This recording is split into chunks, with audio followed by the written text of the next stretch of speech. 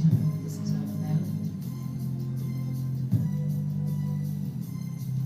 As I walk through the decade that defined my youth, I take a listen to its music and I realize the truth. Cause I've been stuck in the 90s so long that even Coolio thinks that my mind is gone. Hi, welcome back to Bad 90s Music. This is Jaquio, and this week I'm talking about Coolio, actually.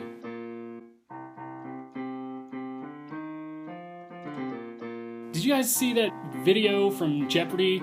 The guy who buzzed in the answer and he was like, what is Gangster's Paradise? And Trebek gave him the points at first, but then he had to go back and correct him. Sorry, we gotta take that away. The answer was Gangsta's Paradise. White person, it's Gangstas. A song by Coolio from Dangerous Minds goes back in time to become a 1667 John Milton classic. Nick. What is Gangster's Paradise Lost? Yes. And Lisa, I was about to say you have enough money to take the lead away from Nick, but you don't even have to respond to take the lead away from Nick because our judges have reevaluated one of your responses a few moments ago, Nick. You said gangsters instead of gangstas on that song by Coolio. So we take 3,200 away from you, so you are now in second place. It's not gangster rap, it's gangsta rap. I mean, everybody knows that. If Trebek says it, and it's true. And you know what's crazy is that, well, first of all, they interviewed Coolio a couple days after that happened, and they asked him if he had seen that video, and Coolio was kind of like, yeah, I would have given the points. Coolio always seemed like a really chill guy, to be honest. I think that's to his credit. He was probably a lot more popular than he deserved, and he seemed to recognize that. You know, he seemed kind of humble about his whole situation. I don't recall hearing a whole lot of stories about him being out of control, other than in the Chris Rock song, No Sex in the Champagne Room, where he says, the ODB couldn't have possibly committed all of those crimes. Coolio did some of that. That's the only time I ever remember hearing anybody accuse him. A lot of rappers in the 90s were in trouble with the law. But the point is, I don't have a lot of memories of him being one of those guys, being out of control in his behavior in any way. Oh, by the way, if you don't know, Coolio he's a rapper from the 90s, and he had this one big hit song, but it wasn't his only hit. Nobody really remembers his other hit songs, but he had a whole string of them for a while. Yes, one of them was a lot more popular than any of the others, but that wasn't his fault. Honestly, it's kind of Stevie Wonder's fault, but I'll get to that later on. I want to start sort of at the beginning with Coolio. His debut album was a couple of years before he had the really big hit, and it was a fairly popular album this time. I remember, you might have probably seen the video on MTV if you were around during that time. They played this one a lot. This song is called Fantastic Voyage. I'm going to talk about rap a little bit here too, because the 90s is really a decade where rap finally broke through once and for all in the mainstream. There were a lot of successful rappers prior to this. I feel like rap in the 90s had a breakthrough sort of similar to the way that rock and roll had a breakthrough in the 60s, where it had been around for that time. Young people really loved it. It had its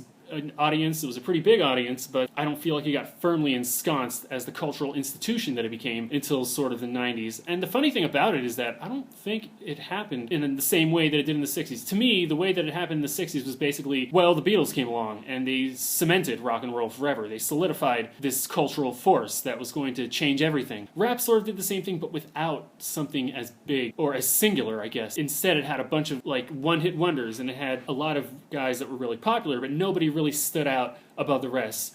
Dr. Dre maybe came the closest to being that combination of a giant artistic leap forward in the same way that the Beatles were for the rock and roll crowd, while at the same time also being highly popular, commercially undeniable, to the point where its success could no longer be ignored, and everybody had to get on it. Coolio is definitely part of that. He's part of this post-Dr. Dre sort of G-Funk thing, but in my opinion, I feel like Coolio probably worked better as a party rapper. So he did a couple of songs that attempted to be more serious, more socially conscious, like Gangsta's Paradise. It wasn't really his niche, though, and I think that's probably why he could not sustain his popularity. There was never that much to him in the first place. He could do it maybe for a song or two, but it wasn't something that he could use as an identity, and beyond that, there wasn't enough to him to sustain him in the popular consciousness. That's why I want to start at the beginning here. This is from his debut album, 1993, called It Takes a Thief.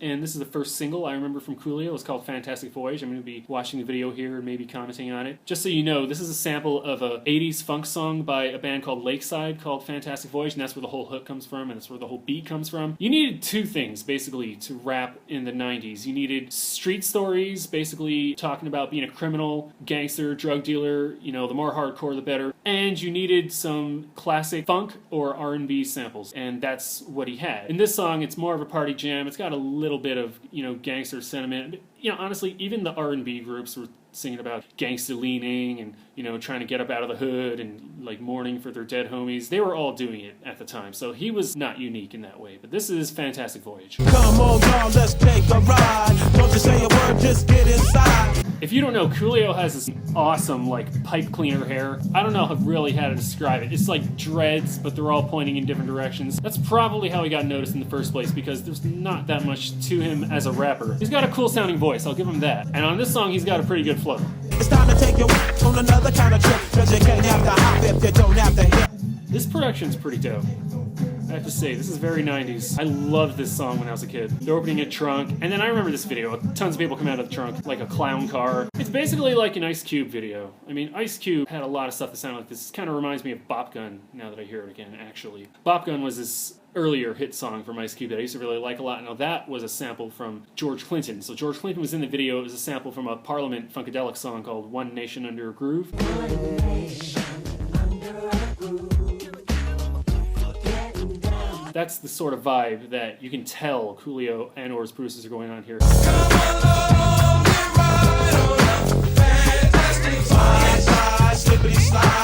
I read a little bit about his career, and apparently he got his start back in 1982. So that means by the time Gangster's Paradise came out, he's already 32. I mean, the Ice Cube connection is pretty relevant here, because apparently he got his start as part of a rap group that a guy named WC was in, and WC later on was in a rap group with Ice Cube and Mac 10 called West Side Connection. I should talk about West Side Connection in a later video. They're pretty interesting. I don't really remember any other hit songs from this album other than this one, but there might be others. I'm gonna try a couple of other tracks and see. This is the title track. This is called It Takes a Thief. Okay, it looks like this is featuring LaShawn. That's a female rapper who collaborated with LL Cool J later on. Coolio is West Coast. It was very important whether you're from the West Coast or the East Coast back then. Okay, this is pretty typical stuff from him.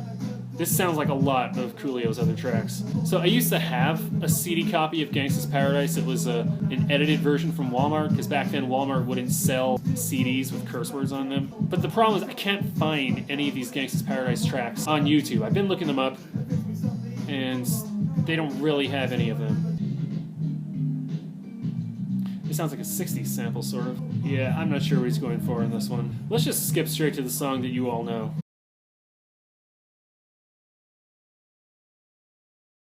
You can just see Michelle Pfeiffer walking through an inner city high school. The lights are all dim, sitting down backwards on a chair. I mean, this song basically has you from like the first 10 seconds. That's all you need to hear.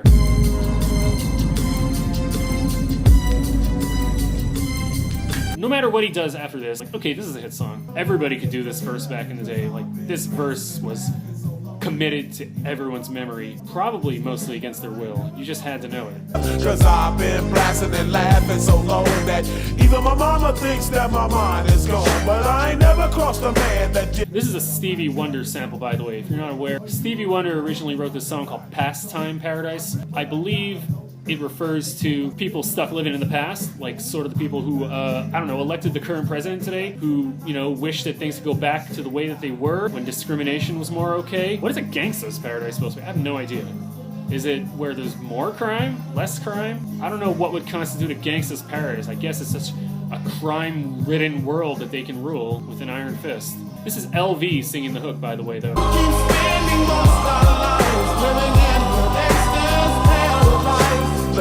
I'm not sure what happened to LV. I think he might have featured on a couple of other rappers. I want to say he was on an E40 track somewhere. Let me see. Okay, LV. So apparently his name stood for Large Variety. I know he released a solo album. Okay, I do remember he had at least one solo track. I don't remember what it was. So Coolio was signed to Tommy Boy Records. Apparently LV was an R&B singer also signed to Tommy Boy, and I guess that's how they got connected and how they ended up doing. You know, Coolio really should have paid him back the favor. Like, come on. What do you remember more from that song? You remember the hook. because that's the Stevie Wonder hook. That's pretty much verbatim what Stevie Wonder sings on his song. Let me just go to that track real quick so you can see what I mean. This is the Stevie Wonder version from Songs in the Key of Life. This is called Pastime Paradise. It sounds more underproduced compared actually to, it's not just, you know, one of those times where they simply took the beat, the sample, and then just played it straight up and had a guy rapping over it, which is what, you know, Puffy Combs did all the time in the 90s. This is more of taking the music from the original track and then adding a little more modern type of production to it, giving it a stronger beat. Stevie Wonder's version really doesn't sound like you could use it in a rap song, but they figured it out.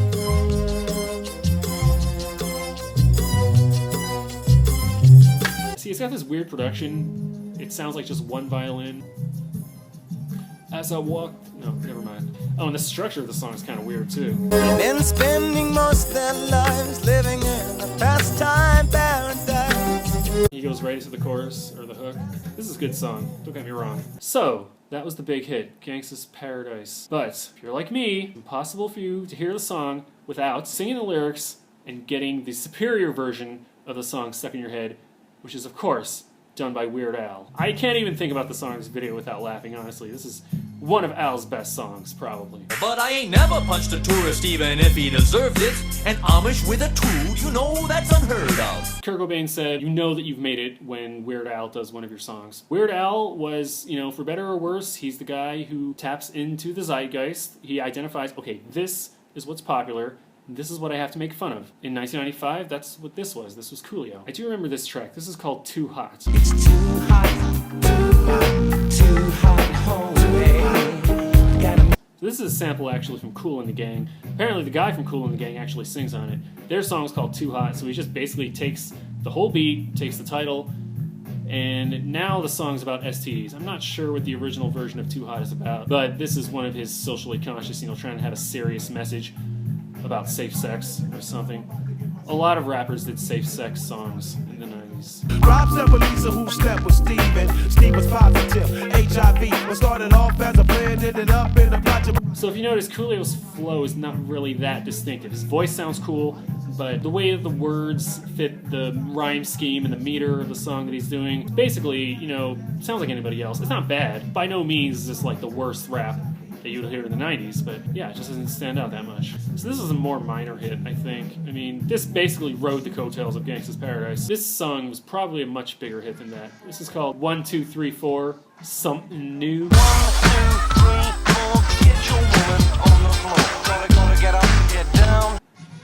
This one's got a little bit better rapping on it. This sounds a lot like Fantastic Voyage, come to think of it. It's kind of the same song again. It's Coolio with the flow, back in your ear. So he's rapping a little faster on this one, but, you know, still very much in his style. This isn't bad. It's really basic, though. It kind of sounds like the same beat as Rappers Delight, almost. 1, 2, 3, it's like ABC. If hip-hop didn't pay, I'd rap for free. Hip hop didn't pay, I'd rap for free. That's a good line. Yes, this is another hit he had from the same album. I'm going to try to find just one more song from the album that I remember being good, but let's see. I haven't listened to it in like 20-something years, so let's see if I was right. This song's called Bright as the Sun. Shining down on me, bright as the sun. Yeah, see, so I kind of remember this one being a little funky.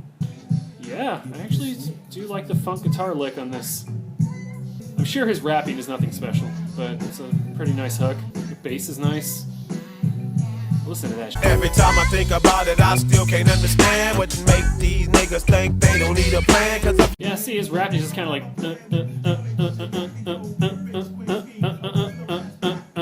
occasionally he throws in a little something faster, but not very often. 911, here they come, nigga with a gun, now your ass is done.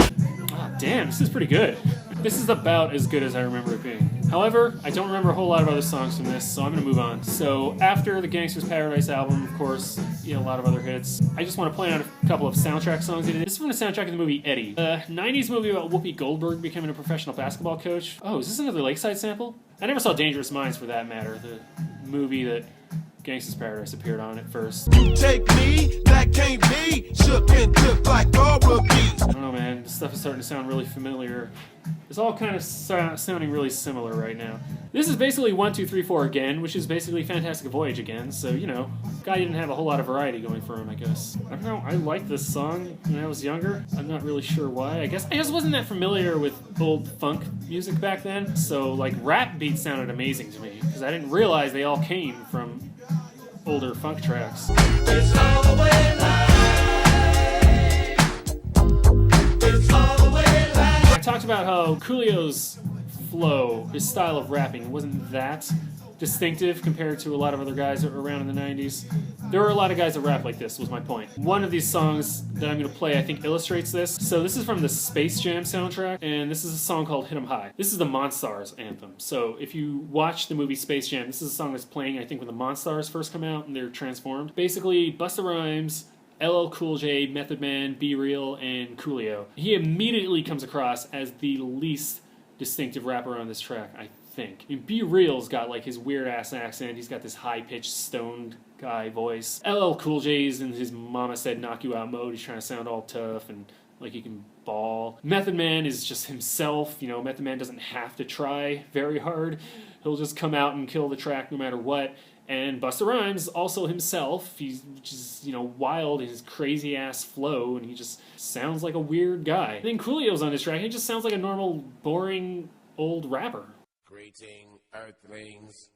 We have now taken over your radio. Coolio probably does the intro of this. That was nice of him. This song kind of kicks ass. Oh yeah, that's Be Real from Cypress Hill, if you don't know. Here is something you can't understand. So he always sounded lit. Like inch by inch and step by step, I'm closing in on your position and destruction is my mission. I don't know, I'm just kind of waiting for his verse to start. Tell me who wanna tangle with the ghetto witch doctor neighborhood superhero. Yeah, I mean, what was that? You're not really going to remember any of that compared to these other guys. Now let me skip over. Okay, Meth Man's got the best verse in this song, besides Busta Rhymes, in my opinion. Sing like a runaway train, I'm in your lane like it's only 3 seconds to score to win the game. Like, instantly, he just comes out and kills the track. And he just goes on and on like that. Method Man just knew what he was doing on the mic. And I'll skip over to LL Cool J. Off the rim, finessing it, moves is animated. Once I get the ball in, I can't be deflated. So he's a little more old school, but at least he comes out aggressive. I'm surprised he doesn't, like, diss every other guy on the track. Microphone on my arm! And then Busta Rhymes, you know.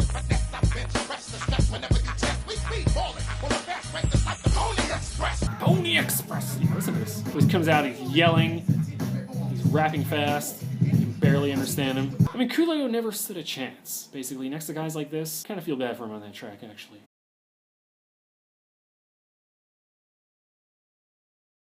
Let's see how he tried to follow up his multi-platinum success. So where do you go once you've sampled guys like Lakeside, Stevie Wonder, Kool and the Gang? What is Coolio gonna sample next? If you said Paco Bell's Cannon, I guess you must have been there. I don't think you would have guessed that otherwise. This is a rap song from, I think, 1997 or 98. It's probably 97. The other homie shot the other homie and ran off with his money, and when the other homies heard about it, they thought that it was funny. You know, I mean, I admire that he's trying to take a classical song and turn it into rap beats. You know, that probably hadn't been done very many times yet. I just don't know if this is the right way to do it. The whole song comes off kind of preachy, to be honest. I'll see you when you get there. If you ever get there. See you when you get there. His flow has not changed. To him, he just sounds tired on this. There are aspects of this production I think I like. I don't like the choir. I feel like that's an attempt to recapture Gangsta's Paradise. But there are certain noises in the background in the mix that I like. Don't like the bass line. They're not doing much with that. Oh, there's a couple of guys called 40 Thieves on this track, by the way. I'm not sure who they were. But I'll be a fool to surrender when I know I can be a contender. If everybody's a sinner, then everybody can be a winner. Yeah, I don't really know. I'm just not connecting with this. He just doesn't really have a very specific message on here, you know, it's just very general, you know, streets is hard stuff. Yeah, get up, get out there, make something of your life. This is the only other track I remember from this album. Apparently flopped really hard. He got dropped from Tommy Boy after this, but this song's called Ooh La La. Ooh la la, do I did. Here we go somewhere, get busy. Ooh la la, do I. And this is is it. This is all that Coolio did in the 90s. He did 3 albums. I guess the first and the last were moderately successful. The one in the middle was humongously successful.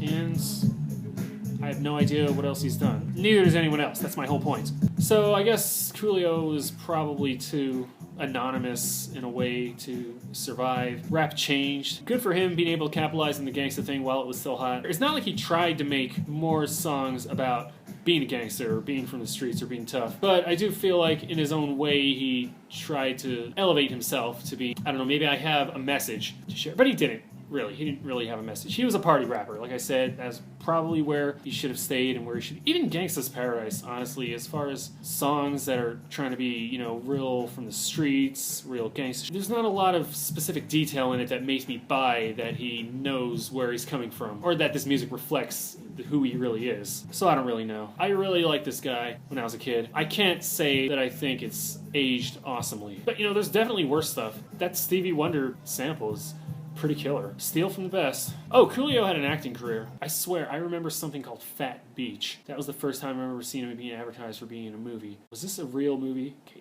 Fat Beach. P-H-A-T. Why can't I find anything about this? Okay, this is a 1996 movie. He was still very big-time A-list rap superstar at the time when he came out with this. Oh, man. This movie looks pretty throwaway. I believe he appeared on, it was either All That or it was the Keenan and Kel show. I think maybe he did the lyrics for the Keenan and Kel show's theme song. Everybody out there, go run and tell your homeboys and homegirls it's time for Keenan and Kel. Which is really, they couldn't have picked a better guy to do that. I mean, that's basically the kind of stuff he should have been doing. Okay, that's how I'll wrap this up. Coolio was basically a children's entertainer who accidentally got taken seriously as a real rapper for a short moment in time. Oh, apparently he's in the Ben Affleck Daredevil, some deleted scene, I guess. He's got 63 acting credits, though, jeez. I'm just trying to go back to stuff in the 90s to see how this got started for him. Okay, I think I remember the episode of Sabrina the Teenage Witch he was on. Wow, that's exciting. I guess he has a cameo in Dangerous Minds. Oh wait, that's the TV... Oh, they did a TV series version of Dangerous Minds. You guys, I'm going to be stuck in a Coolio rabbit hole for a while, and I'll talk back to you again when I get out of it. So, until next time, this was Bad 90s Music. I am the Jake Leo. Thank you for watching.